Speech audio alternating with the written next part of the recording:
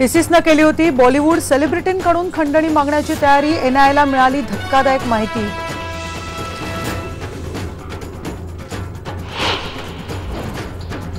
बारावीचा निकाल जाहीर।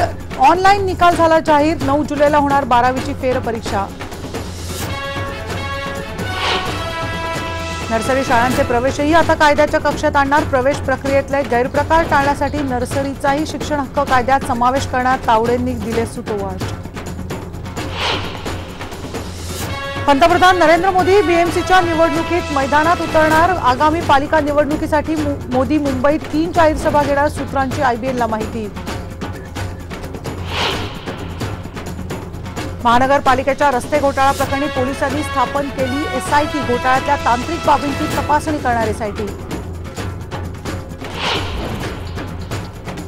छगन आणि समीर भुजबळ यांना 7 जून पर्यंत पुन्हा कोठडी। कोर्टानं पुन्हा एकदा नाकारला जमीन।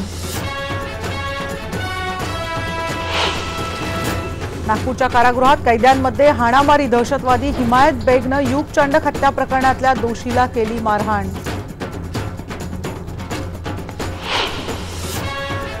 आणि गायक अरिजित सिंगनं सलमानला लिहिलं माफी मागणारं पत्र। नंतर पत्र केलं डिलीट। अरिजितच्या एका जोकवर सलमान नाराज।